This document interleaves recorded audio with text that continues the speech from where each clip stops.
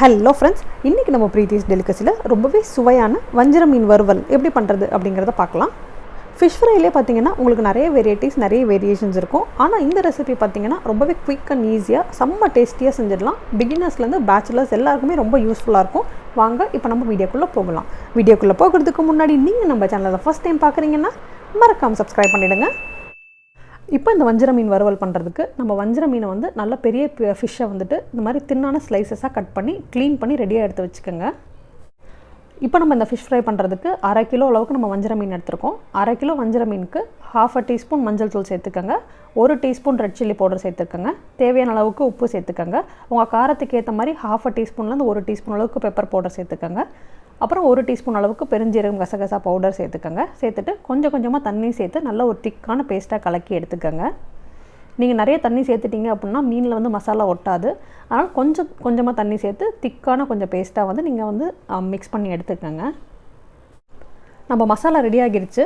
இந்த fish fry பண்ணுறதுக்கு நம்ம பேசிக்கான இன்க்ரீடியன்ஸ் மட்டும்தான் ஆட் பண்ணியிருக்கோம். ஆனால் அதோட டேஸ்ட் பார்த்திங்கன்னா அவ்வளோ ஃபென்டாஸ்டிக்காக இருக்கும்.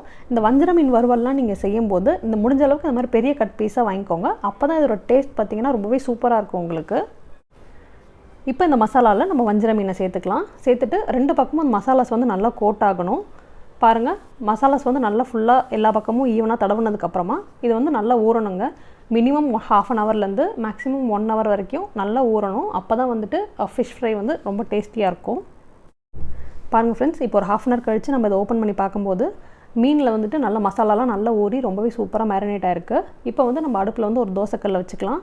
இதில் வந்து ஒரு 3லேருந்து 4 டேபிள் ஸ்பூன் அளவுக்கு நம்ம எண்ணெய் சேர்த்துக்கலாம். நம்ம வந்து ஷாலோ ஃப்ரை தான் பண்ண போகிறோம், டீப் ஃப்ரை பண்ண போகிறதில்ல.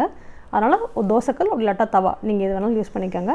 ஒரு 3லேருந்து 4 டேபிள் ஸ்பூன் எண்ணெய் சேர்த்துக்கோங்க. சேர்த்துட்டு எண்ணெய் சூடானதும் இப்போ நம்ம ஃபிஷ்ஷை வந்து ஒன்றா சேர்த்துக்கலாம். ஃபிஷ் ஃப்ரை பண்ணுறப்போ எப்போதும் ஸ்டார்டிங்கில் ஒரு 1 நிமிஷத்துக்கு ஹை ஃப்ளேமில் வச்சுக்கோங்க. அதுக்கப்புறமா ஒரு 3லேருந்து 4 நிமிஷத்துக்கு மீடியம் ஃப்ளேமில் வச்சு ஃப்ரை பண்ணுங்கள். ஏன்னா ஃபிஷ் ஸ்டார்டிங்கில் நீங்கள் ஒரு 1 மினிட் ஹை ஃப்ளேமில் வைக்கும்போது அவுட்டர் லேயர் பார்த்திங்கன்னா நல்லா கிறிஸ்பி அண்ட் க்ரன்ச்சியாக இருக்கும். அதுக்கப்புறமா ஒரு 3லேருந்து 4 நிமிஷத்துக்கு நீங்கள் மீடியம் ஃப்ளேமில் வைக்கும்போது ஃபிஷ்ஷோட உள்ளே குக் ஆகும்போது நல்லா சாஃப்ட் அண்ட் ஜூஸியாக வந்து நல்லா குக் ஆகும். இப்போ ஒரு சைடு குக் ஆனதுக்கப்புறமா நம்ம ஃபிஷ்ஷை வந்து இன்னொரு பக்கம் திருப்பி போட்டுக்கலாம். அதே மாதிரி 1 நிமிஷம் ஹை ஃப்ளேம்லேயும் 3 நிமிஷம் வந்து மீடியம் ஃப்ளேம்லேயும் வச்சு நம்ம ஃபிஷ்ஷை வந்து குக் பண்ணி எடுத்து வச்சுக்கலாம். நீங்கள் ஒரு வேளை ஃபஸ்ட் டைம் ஃபிஷ் ஃப்ரை பண்ணுறீங்க அப்படின்னா இது உங்களுக்கு ரொம்பவே ஒரு யூஸ்ஃபுல்லான டிப்பாக இருக்கும்.